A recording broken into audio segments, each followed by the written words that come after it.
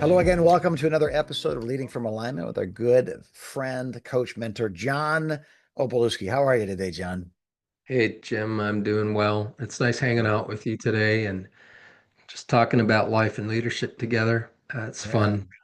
I Well, think about, we're almost 300 episodes in, yeah.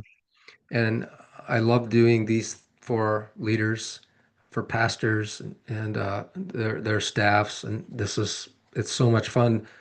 Yeah. But honestly, my favorite part is hanging out with you, Yeah. and Good. it's just Good. given Right on. me Same here. almost 300 reasons over the last Right on. five additional reasons to hang out with you. So Yeah. glad to be with you today. Yeah. So I want to kind of introduce your introduction to today's episode because I mean what you're about to talk about is ticklish. I mean ticklish is Yes. a nice way to say it. Minefield might be a more accurate understanding of what we're talking about. But you want to introduce us to the topic today and why it's a little ticklish? Sure. It's titled The Joys and Perils of Perils. Serving with Your Spouse. Um, Yeah. and the genesis of this podcast today was one of our consistent listeners said, "Hey, John, would you guys do a podcast on this subject?" Yeah. And I said, "Sure. That sounds like something that might be interesting for us to tackle together. Yeah. Both you and I, our spouses, serve with us Yes. in the ministries God's called us to, and there's a lot of rewarding uh, moments, and Yeah. right along with that, some uniquely challenging moments Some uniquely uh, challenging moments. Yeah. as well. I mean, I think about the positives of it. Like Laura serving with me in Converge Coaching, Yeah. it allows us to share the mission together. Yeah. Right. It's not just me doing my thing. We're doing it together. Yeah. And I think it has the potential to deepen the relational connection, Yeah. um, a chance to support one another through the demands of leading something. Yeah. And I think all of our listeners and watchers can connect to the challenging part of what God has called us to do. And so Yeah. it's wonderful to have the person who you trust the most Yeah. working together with you. But that Yeah. being said, here's some of the peril of it. We'll go into more detail on both the joys and perils. That it can blur the lines sometimes between Yeah. our personal and our professional life, and that happens frighteningly Sure. easily. It's like, wow, it doesn't take a whole lot of effort for that line to get fuzzy real quick. And Yeah. when it's not managed well, what I've noticed is that the work related stress or conflict can spill into the marriage. And Yes. Yeah. um, but I think with mutual respect and clear roles, I think it's possible to thrive Yes. in that kind of setup. um, Both the relationship can thrive and the service that's provided to the organization Yeah. can actually. So I do think that it's possible for it to be a tremendous blessing, Oh, yeah. Yeah. but it comes with some caveats. So I'm going to let you comment. By the way, we were joking beforehand, like we invited our wives to join us, and they said, by no means, we're not joining, which is not true. We're It's just not true. joking. Yeah. Yeah. Well, if you want the real skinny on the situation, I guess they'd have to do a podcast to hear the other side. Called What Yeah, John that's and right. Jim Meant to Say, Part One. That's what it should be. Yeah. Yeah. No, I think working with my wife, Dina, we've been married 36 years. And you have employees and they come and go. You have staff, you have partners, but nothing is as intimate as your family member. My wife knows when no one else knows that I'm having a bad day. My wife Yeah. knows when no one else knows that I'm afraid. My wife knows when no one else knows that I'm struggling. So to have her, and vice versa, by the way, so that to have each Yes. other, if she was, if a boss put the pressure on her that I've put on her, I'd be frustrated with that boss, because it's a consuming process. But that we're there together, and any minute I can step in, any minute she can step in. I think God gets more than just two workers, if you will. I think we're better. The new thing that she and I are together is better than the two things that we would be apart by far, Yeah. because we work really well together separately. We have very different gifts. She does things Yes. that would just make me bang my head against a wall, and I do things that make her head bang against a wall, but they complement each other so well that we Yes. have, I mean, one of the things we said when we came to Fenton 30 years ago was just so you all know, we work together. So that means if she said something, you should consider that it also came from me. And if I say Hmm. something, you should say me that it came from her. Don't ever try to That's good. divide us, those sorts of things. But we work together. So, well, I won't talk to you. I want to talk to your spouse. Don't do that. We talk a lot, so we know what the other one's going to say. And it's been wonderful. Yeah. I think the other thing too is watching it grow, watching it mature, getting your heart broken by it. All the best things, all the worst Yes. things are sweeter because they're shared with someone who's just as in this as I am. And yes, there are times when there's misunderstandings and disagreements and frustrations and with each other. And it's Yes. really hard to fire your wife and go home at the end of the day. So you have to work out those issues, or get a really comfy couch, I guess is the two choices. But we have we have never gone to bed angry with each other, but we have missed a few nights sleep through the years of working together as a married couple. So I highly recommend it, but you better have some ground rules, like we're about to talk Yeah. about. You better have some understandings because it doesn't just happen. It's not Hallmark Channel. That's It's right. National Geographic. It's the male rhino charging the female rhino. It's not, the mysterious stranger who wears a tight shirt that lives in the lighthouse and doesn't have a job and has lots of money. That Harlequin romance garbage. That's not what this is. This is life. So you better be ready for it. So I'm looking forward to Yeah. hearing you teaching on it. So we already kind of alluded to some of the joys, but I just rehearsed these Yeah. real quick. Here's some of the Yeah. things that I see. There's just this feeling of partnership in the effort. Yeah. When we started Converge coaching 12 years ago, Laura was cheerleading.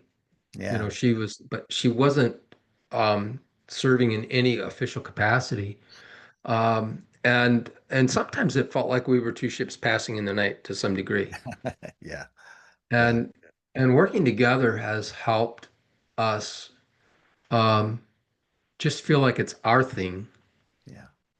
not just John's thing. Yeah. And I like that. I Me like too. that it's our thing. Yeah. Um, we get to spend more time together, and that's great. The Yeah. older I get, the more time I want to spend with Laura. Yeah. Uh, I told her, and this, should I say this? We can edit it out. Go ahead, John. It's just me and you now. I'm just gonna say it. And please understand, I about a year ago, I told Laura, I said, honey, this season of life that we're in, this is our season. Hmm. Yeah. We've raised the kids, Yeah. we've launched the boys, three of them are married, Yeah. they're self-sufficient, and for so many years, they barged into our lives, so to speak, and Yeah. dominated. Sure. This is our season. Yeah. I like that. And you may disagree with that if you're listening or watching, and that's okay. You don't have to agree with me.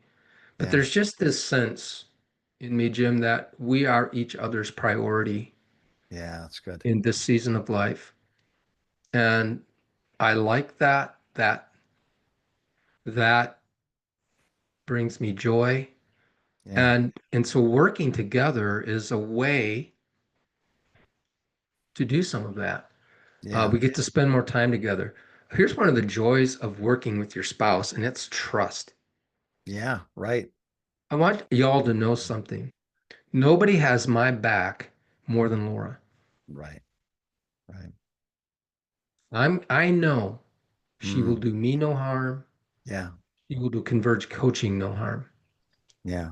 And it's beautiful to have somebody on your team that you have 100% confidence Yes. and trust in. Yeah. That's Now, good. I trust my team. Yeah. I trust you. I Yeah. know that you won't hurt me, but Laura's number one when it comes to that. Yeah. And that's a Sure. beautiful thing. And let's just get practical here. She brings skills I don't have. Yeah. She's a lot nicer than I am. Yeah. And that's a good skill set. I mean, Sure. and she handles things that, like you said, would make you pound your head against the wall. Same Yeah. here. And so I think those are some of the joys. Jim, anything you want to add to Yeah. that? I kind of alluded to it, but if my wife worked as many hours for another boss or for another cause or in another job, I would be jealous of that time spent away from our family. Mm, But because we do this together, she's doing it for me. I'm doing it for yeah, her. We're doing it with each other. So it's just different. I like that thought. This is our time, and we've decided to give our time to this cause. That's a yeah, beautiful. That's almost like a chapter or a title of a book you should write. You know, this is our time, and we've chosen to give it to this cause together. That's a yeah, wonderful. You know, it's reality. It's not Hallmark. It's yeah. a wonderful reality. I like that. Yeah, I'm laughing on the inside. It's the Yeah. title of a book I should write, but I'm pretty sure I won't. Yeah. Just because we all know how much time it takes to write a book. Yeah, it Both does. of you Yeah. have written multiple books, Yeah. you and I. Yeah, and so there's a lot of goodness that is Yeah. available when you're serving together, you're linking arms with your spouse and in your calling. There are some perils. I think one Yeah. of them is avoiding nepotism or the appearance of nepotism. Yes. And Jim, Yeah. I wanted to just ask you this question, how do we walk that fine line of treating the love of our life like we do in terms of fairness, Yeah. the rest of the staff? It's funny because Dean and I have learned through the years, a lot of people will come and go from this team. And Yes. early on, we did everything we could to make everybody happy, and in the process, made ourselves miserable. And at some point, we Okay. said, you know what? Everybody else is allowed to come and go, but we believe we're supposed to come and stay, which means instead of us trying to make everybody happy, you're joining a team that exists. You're joining a culture that exists. You're joining a certain ethic, ethos that exists. And so yeah, I can see where you say, well, that's nepotism. It really isn't. It's just the way we do things around here. We work like this. We expect this from you. These are our values: being on time, no half truths. If you get busted, admit it. You know, don't hide things. Let's work together. We believe in each other. Those are the ways we've done this. So I think nepotism is like she gets some sort of right that nobody else does. And I guess that's true. She does get some rights that nobody else does, but she's been here for 3 decades and she's the mom Mhm. of the house and you're allowed to come and go and she's not. If that makes sense. So I think there's an unhealthy nepotism and there's an earned position of honor that I would not call That's nepotism. But that's interesting. yeah, but again, if she's late to every meeting and you tell everybody to be on time, that's different. My Yes. wife holds and models the values that she holds other people to. So Right. yeah, so maybe that's not even nepotism. Maybe it's just culture, you know? Yeah.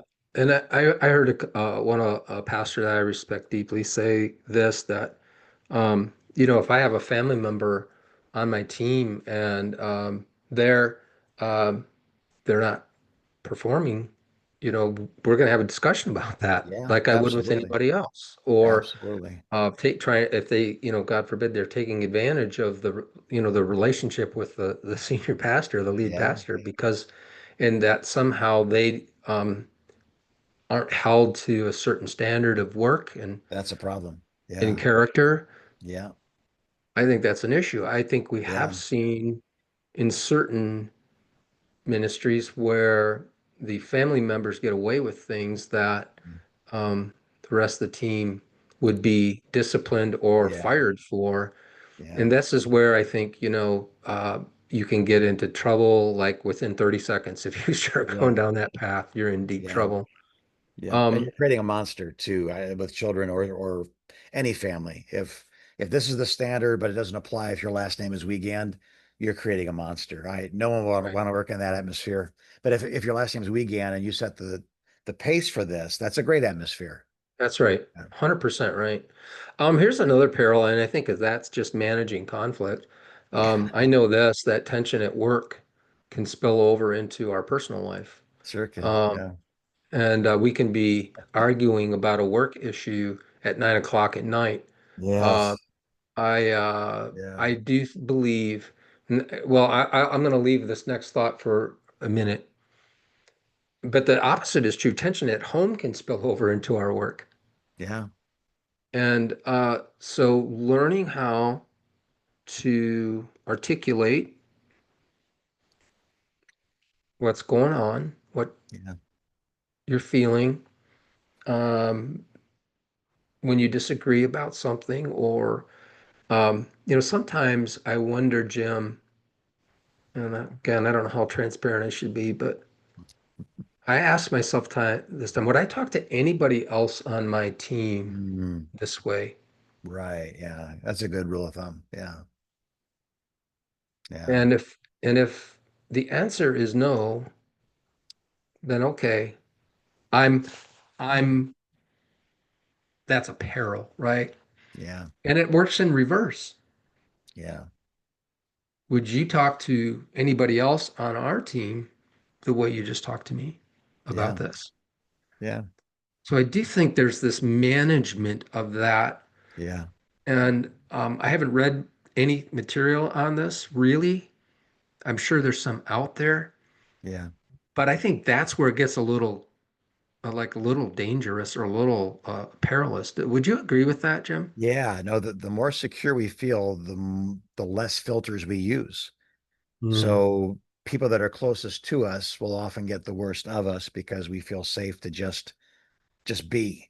We don't have to filter yes. and carefully meter our words or our actions. But yeah, I this is why my wife and I have something we call the Geneva Convention. That, and Okay. the Geneva Convention said there's you can't use mustard gas, and it's nations agreeing that when we have warfare, we won't use weapons of mass destruction. A 50 caliber bullet is for machines, but not for people.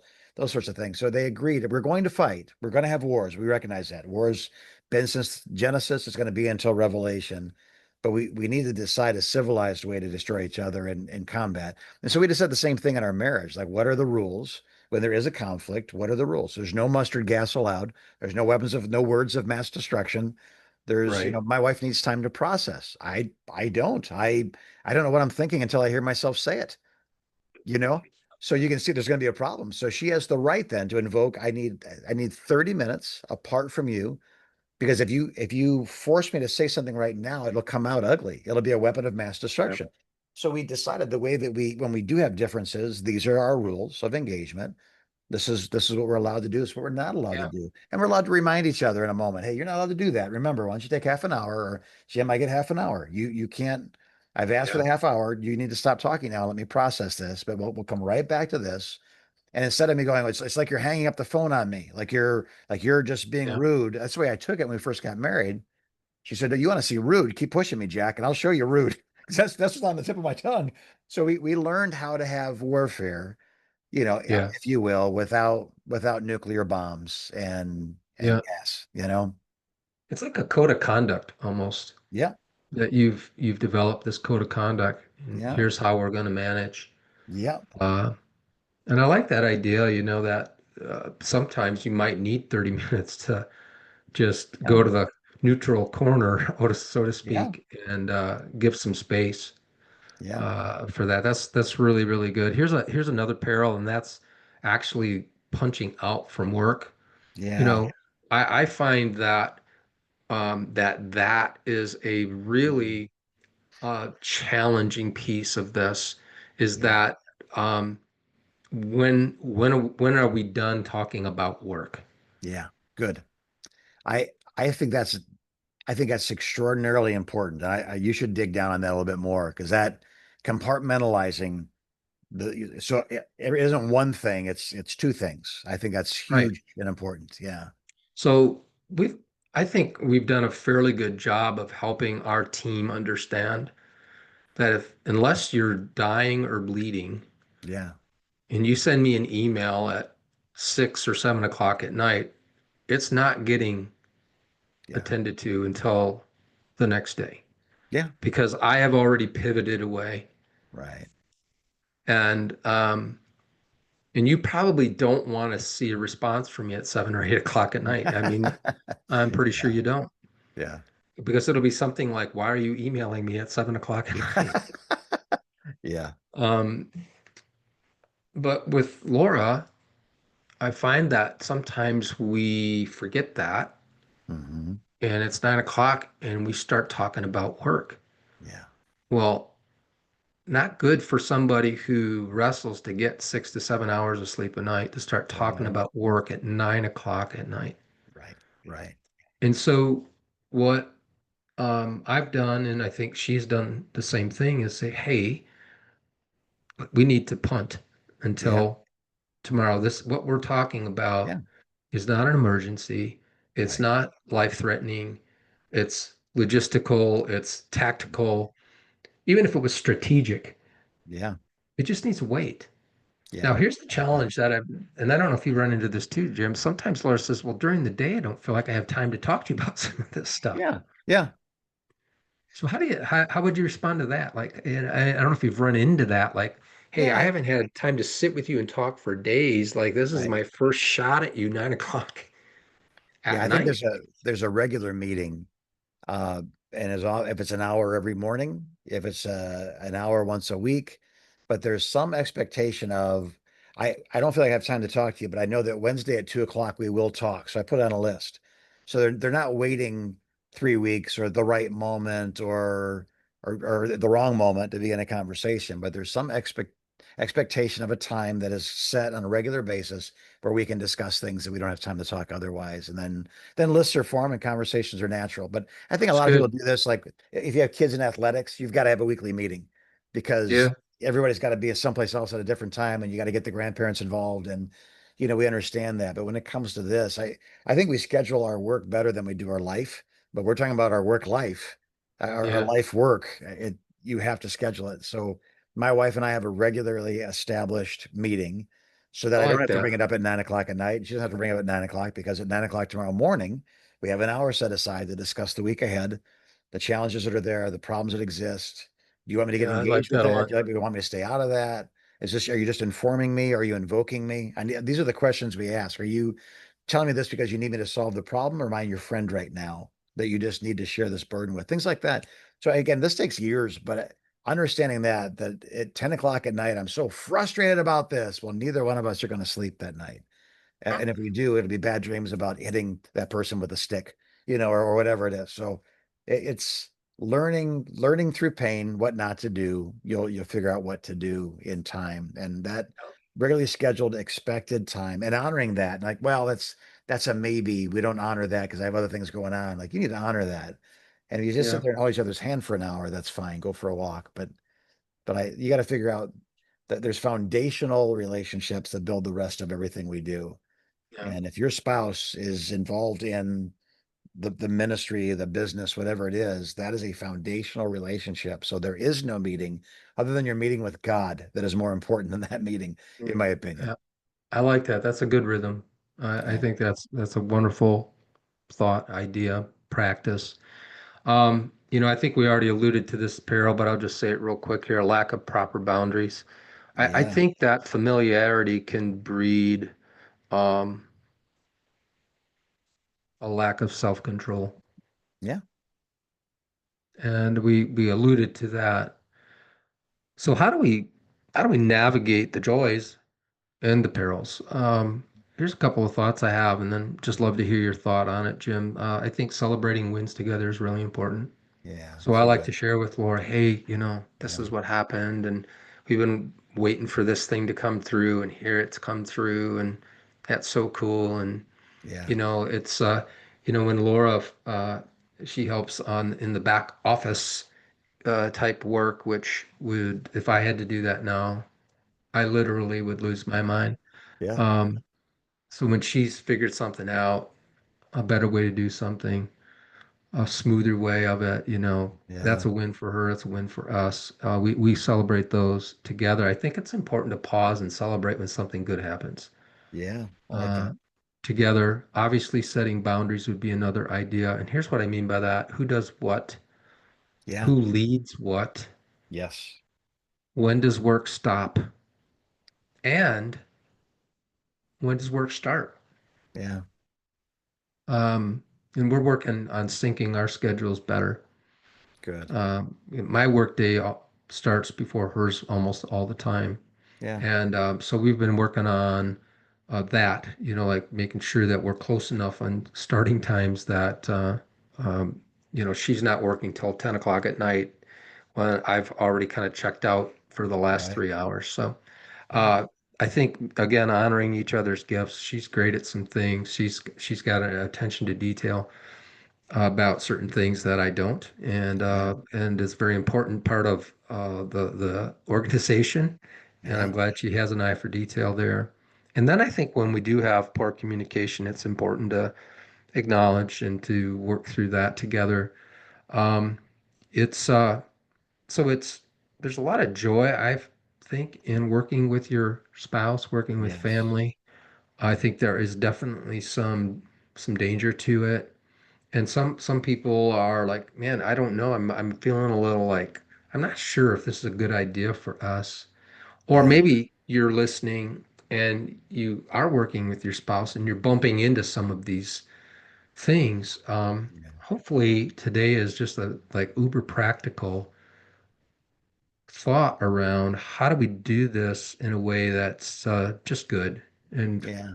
Healthy. joyous and healthy. Yeah. Yeah. Yeah. Right on. Yeah. I will say this. Few things in my life have been harder, and few things in my life have been better than working, in this ministry with my wife. But Yeah. I'll also say I've never experienced anything closer to heaven in this life than my marriage. I've never experienced anything closer to hell in this life than my marriage. Like if it's right, everything's right. If it's wrong, everything's wrong. So just it's one of those things you can ignore or hope it gets better. Do something. If it's not working, talk about what's not working. If you need a coach or a counselor, bring in that third person to listen to both parties. Establish your Geneva Conventions or your code of conducts or your conflict resolution plans, and then get to work and have a blast doing it. I'd also say make sure that your spouse isn't doing the things you don't want to do. Make sure they're doing the things they were created to do, so That's they don't good, Jim. always get stuck. They unlock and they clean the bathroom and they mow the grass and so you can do something else. But what are they created to do? If there's room for that gift in the ministry, I assume there is. They put the two of you together, or in the business or whatever it is. Like let them be who they are. The Assemblies of God, the fellowship, the tribe that I run with, 30 years ago when I first came into the tribe, like if your wife didn't sing and play piano, something was wrong with her you know? And my wife Yeah. doesn't sing or play the piano. And everybody's like, something wrong with her. Like my wife can spin 12 plates, and keep them spinning. And if they wobble, she can figure out how to make, I mean, she can juggle more things than I've ever seen in my life. Brilliant leader. But no, she doesn't sing and play the piano. So, but I didn't, now that you're a pastor's wife, you need singing and piano lessons. We just figured out what she did do, which is Yeah. leading and running the church. Some people aren't comfortable with the female boss. That's just kind of their problem. She's the one that hires and Mhm. fires, manages the staff, manages the budget, manages the calendar. I'm the pastor of the church, but she serves as the leader of the church, and that's who she is. I other roles were attempted through the years. The little woman, the front pew, pastor's wife in the dress, the nice gal at the book table. None of those things are Dina. That's not at all who she is. The head of the women's ministry. I mean, she's a leader. She wants a complex series of problems, a huge mountain to climb, and a bloodthirsty team to get it done, and she can Yeah. kill it. So I think Mm. asking yourself that question, have we properly placed ourselves in our roles, or is this the Yes. expectation of others, or because nepotism works both ways, doesn't it? If you get treated Hmm. better than you deserve because your last name's Wiegand, something's wrong. But if you get treated worse than you deserve because your last name's Right. Wiegand, something's wrong too. Agreed. you know That's so right. I think helping them find their place as you have found yours, and enjoying their role on the team, and then celebrating the wins and mourning the losses, and you know marching the miles together. It's wonderful. I highly, highly, highly recommend getting it right and having fun doing it. So thanks, John, for Yep. this is great wisdom, great input. And again, I've already said it. You may say, well, we're doing it, but we have problems. Well, bring in a third person. Converge coaching. John and I do this with our spouses. We'd love, and so would our team. Many of our team members do this. We'd love to help you figure it out. But I love what you said, that, finding out what you do, categorizing it, knowing what your job is, knowing what your job isn't, staying in your lane is important. And maybe it's not just your spouse, maybe your kids are involved in your ministry. Yeah. It gets complex, but it doesn't have to be difficult. Find someone who's walked that trail and ask them the right questions. Engage a coach, engage a counselor, engage a third party, and we believe that you can work together. I mean, what a great thing to serve as a family, serving the Lord in a local church as a family. What a great testimony. What a great sermon. You don't even have to preach. So we Mm. are here for you guys as you listen. John, any closing words? Or we Nope. closing out? Okay. Just wrap us up, Jim. Listen, man, this dropped on a Tuesday and you're still in the ministries. That means you're not a quitter. You can do this and we can help. If Converge Help can help you, then Converge Coaching rather can help you. ConvergeCoach.com. And let's have a conversation real soon and talk about how this works. We'll help you put it all together, get things in writing, get understandings, help with misunderstandings. And you and your family, you and your spouse can have a great working relationship. So God bless you as you continue to lead from a life.